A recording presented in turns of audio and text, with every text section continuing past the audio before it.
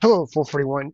We're going to be talking about hand deformities today. And the reason we're doing hand deformities is because this is a little foundations of sports medicine class, and this is something you may come across. You may see some of these hand deformities.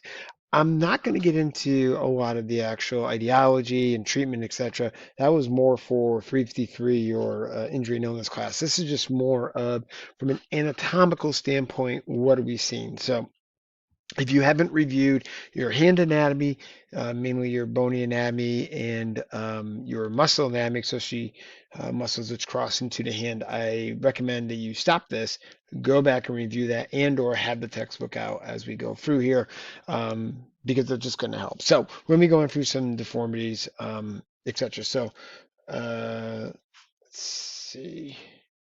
Here we go. First one, Swan Neck deformity. Again, maybe this is a review. If you've had 353 before, this might be a review for you. So, uh, Swan Neck deformity is a hyperextension of. Let's just start and make sure that we can name our joints here. I'm gonna take my friendly neighborhood skeleton here. So, we have the carpal bones down here, obviously the metacarpals, which make up your palm, right? So your metacarpals, and then you have your phalanxes up here, proximals, middles, distals, and much like the foot, your first only has a proximal and a distal. There is no middle phalanx, so keep that in mind.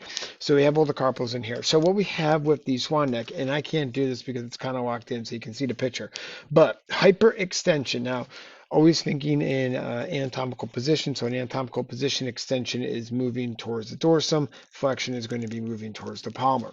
So hyperextension at the proximal interphalangeal joint. So the proximal interphalangeal joint is simply the articulation between the proximal phalanx and the middle phalanx. So it's located right there, right there, right there, right there on a person. This would be your proximal interphalangeal joint right here, etc. So we have hyperextension at that joint. So the finger is going to do that. And then we have flexion at the distal. So it's going to look like that. Okay. Make sure I'm in my camera. There it is. That's our swan neck. You can see that in the picture right here. From an anatomical standpoint, you can see what's happening here is I get my cursor down here. Wow, it's a little too late tonight for me. You can see by rupturing the tendon down here, in particular flexor digitorum profundus, when it flexes, it's going to snap down into a flex position, while at the same time it's going to extend at the proximal. So if you don't really care too much about the anatomy, don't really concern yourself with this. It's more of, hey, if you saw this picture, which I'm going to put in the final, would you know that that's a swan neck deformity? So I can't do it. Some people can actually do it. I cannot extend this joint at all. I have very, very tight volar plates. Matter of fact, if you look at my thumb, I have a horrible hitchhiker's thumb. Like, it does not bend back. Some people in class, you guys can probably extend your thumb, like have it bend all the way back. I can't do it. I'm not gifted. So Flexor tendon avulsion. This is called your Jersey finger. And this basically, you cannot flex the distal phalanx. So what you're going to do is you're going to have the person make a fist, and what happens is the finger's going to stick out like that because they cannot flex the distal phalanx. So if you think from an anatomical standpoint, that's going to be flexor digitorum profundus, goes past, and that inserts right here into the distal. So we're talking about those little blue dots up there, right there. That's that tendon where that blue dot is ripped off. You can see it in the illustration on the bottom there. And so because it's torn, you say, hey, flex, and they can't do it. So you say make a fist, and you can curl the fingers. But because that flexor digitorum profundus is avulsed or torn off, they can't do it. So you get what's called a Jersey finger. And it's called a Jersey finger not because of the state in New Jersey, but because you'd get your finger stuck in a person's jersey. Think of athletics, and the finger would get pulled and get torn. So that's Jersey finger. Then you have the classic mallet finger, which is just the exact opposite. So instead of flexor digitorum profundus being torn, we have extensor digitorum being torn. Again, you can see it in the illustration. So in our purposes here, it would be the little blue dots right up here, distal, distal, distal, distal. And with a mallet finger, they have that little deformity right there. And you say, hey, extend the tip of your finger. They can't. It's stuck in that sort of permaflex position. just because that tendon is torn off. And once it's torn off the bone, I mean, you can't extend it. So um, it's called a mallet finger because the finger would act like a mallet and pop down, so it's like a little bit of a hammer. So this is I see this in athletics when someone catches a ball and they catch it right in the tip of their finger, and their finger gets jammed down quickly like that, pops off the tendon, so it goes like that. Very common injuries, both jersey finger and mallet finger. Boot and ear deformity, a little bit more complicated. The biomechanics of this. Now, if you just take a second and realize that all we are levers and pulleys, this makes a lot of sense. And I am not a biomechanist. I don't claim to be a biomechanist, so I'm going to keep this pretty superficial. Now, what it looks like, you can see here, you have flexion at the proximal phalangeal joint. So you flex there, and then you extend the distal, almost like the exact opposite of the Swan Neck from the very first slide. So what happens here from an anatomical standpoint is actually a little cool. So you have this band of tissue right here called the central band and extensor expansion, which runs on the dorsum of your fingers. It's the finger, by the way, if you ever want to see how complicated it is, finger anatomy is unbelievably complicated. But what happens here is that tears. And what it does is you have this extensor digitorum tendon, which runs right here on the back of the hand. And because that central slip tears, that tendon then actually slips below. And you can see in this picture down here, see how the tendon now is below the condyle of the finger? So it should be running on the back of the fingers, back here, and then it snaps below. When it does that, it completely changes the angle of pull.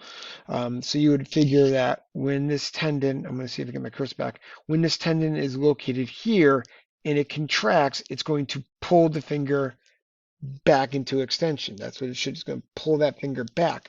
But now that its angle has changed and it slips below down here, okay, when it gets pulled now, it's actually going to shorten and flex here while extending there. So it gets a little bit confusing, but what's really happening there is it's sort of, I'm going to move myself there. There you go. You can really see it. It's going to pop up the distal phalanx and then flex the other. Just because of the way the angle pull has been altered by that slipping down. Again, really superficial version of it. Could go more in depth. I don't want to overly confuse you guys. But that's what it looks like. So it's basically the opposite of your Swan Neck. It's called boutonniere because boutonniere, I believe, is French for a little button. And if you think about it, it's like the bone slipping through the little button made by the tear in the central slip. So that pops through just like that. So boutonniere deformity. Okay, coming back. I'm going to swing way over here. Here we go. Dupuytren's contracture. It's basically a flexion contracture. So what you're going to see is the person's going to present with their finger kind of flexed down and locked down like that. You may actually see nodules. You can see it really well in this picture down here. Sort of thickened fascia or nodules or something that's locking the finger down like that. And you try to pull it up and it's like locked in there. It's all contracted down. Dupuytren's contracture. I actually have never seen one of these in my practice. So I can't give you any interesting stories. All the other ones I've actually seen. I've seen all the other conditions multiple times, but I've never seen a Dupuytren's contracture. So, but it's just a thickening and that sort of pull down, usually of one finger. I've only heard of it being one finger. But that's the part that's a thickening and pulling down. So unlike the other injuries, other deformities, which are tears, etc., this is more different. It's actually a buildup and a thickening of tissue. So it makes it different. A wrist ganglion, so otherwise known as a Bible cyst. They can be basically everywhere. I think a lot of them come up on the dorsum side. You can see this very nice photo on the wrist. They take it off. It does have a stalk. The stalk is what actually adheres it down. If you look at me, I have a wrist ganglion. So there's one arm, one wrist. You can see that, and then you can see the deformity comparatively on the other side. So there's my ganglion right there. I'll zoom in on that. There she is. There he is. I should say he is. That's Martin. I've had Martin. If you've been in my class before and you've heard me talk about Martin. I've had Martin for years.